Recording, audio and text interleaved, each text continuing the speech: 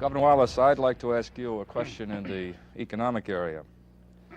One of the major phenomena that America has experienced in the last several decades has been the mechanization of labor in rural areas, such that hundreds of thousands of people in your state and in many other states have been thrown into a state of near starvation, many of them being forced to migrate to the cities, particularly in the north. You've spoken a great deal about the obligations of local government. I wonder what you have done in Alabama, or what other southern governors have done to deal with the plight of this mass of people. I cannot tell you what other southern governors may have done, but of course your statement that many people are near starvation is entirely incorrect and erroneous. We probably have people in our state, the same as in the state that you are speaking from, that have a deficient diet at times, but as far as anybody starving to death, that's simply not the case. Our system in this part of the country that grew up even after the war between the states that you don't necessarily like, I would say, which had some paternalism in it, has seen that this doesn't happen. But the mechanization of farming, of agriculture, has drawn many people from the rural areas into the large cities of our country unprepared for urban life. We have built a great number of junior colleges and trade schools in our state, and as a consequence, we today have them jammed to capacity with Negro and white students. We are attempting to solve this problem through education. Now, we find that many of our Negro citizens have gone to New Jersey, to Michigan, and to New York because politicians in those states have said it's so good here and it's so bad in Alabama.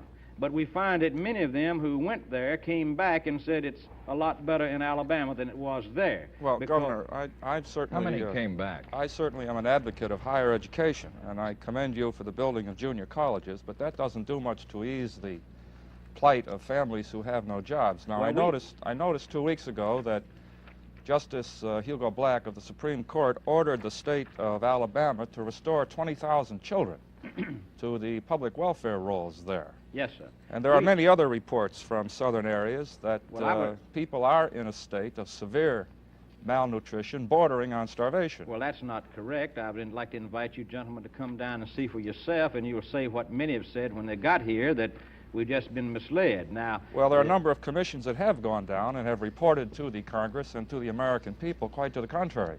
Well, Which that's right, but commissions, that doesn't sir? mean that the commissions are reporting truth, because we just don't have Well, people they're starving very reputable members on these commissions. Well, Professor Cloward, would you cite a specific commission report, and then we can ask the governor about that? Well, there was a commission report that was filed just a few months ago. By whom? By a group of organizations in the North, such as the Field Foundation.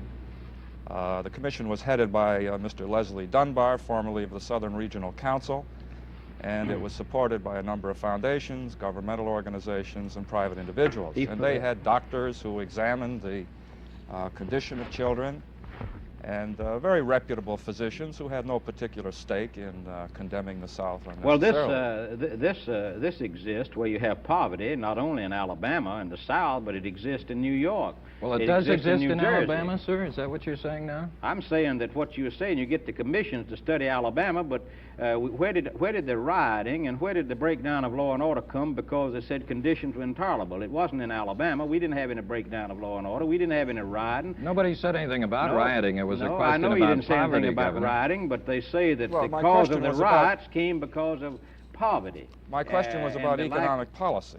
And, Well, our economic policy is that your public welfare system does not permit people on the rolls, especially children. We did, no, so here's what we had, a rule that I think is a common sense rule, that if a working, able-bodied man lived in the home, that even though he was not the father or the husband of the wife, but lived with the woman, lived with her in the home where the children were and was working and able-bodied, then you couldn't put those children on aid-dependent children because... Well, but Governor, that amounts to saying that a man who has no legal liability for a family is going to be forced by the welfare system to care for that family. I think it's a pretty good rule when an able-bodied man lives with a woman and children as man and wife, even though they're not married, and lives in that household that... And even though he's not employed. No. Even though there's no sir, employment we didn't for say him. that. I said if he was employed. If he's unemployed, then of course they can get aid to dependent children. It was when an able-bodied man lived with a woman, the mother of the children, and had employment. They could not. Governor, in your state, when a man is employed, the family cannot get public welfare. The point is he must leave that family. If he is indeed the father or the husband, he must desert that family before they can then go on to public welfare rolls. That happens to be true in many, many other states, too. Well, what you're saying, of course, is that you think that we ought to spend more on welfare, and I think we ought to get away from welfare and not pay able-bodied people. Well, I'd be interested in your answer of how we could do that, Governor. What economic policies have you promulgated to care for people who have been displaced by machines in rural areas? Well, I said that we have the junior Besides junior colleges, which and trade school program, and another thing well, we've how done. do people eat in the meanwhile? Well, how do they eat in Alabama? How do they eat while they're waiting to grow up to go to those junior colleges? Well, they're eating in Alabama, and it's just not as bad as you've heard it happens to be. And well, now, let me answer. We got last year in our state we had more new industry than I think any state save one in the South. $655 million of new and expanded industry.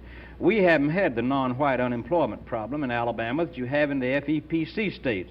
In fact, the Department of Labor reported statistics that show there's less non-white unemployment. At least this was Governor, a year I'm sorry. ago. Forgive me. Our time is up, and we must leave now from Montgomery, Alabama. Thanks to you, Governor.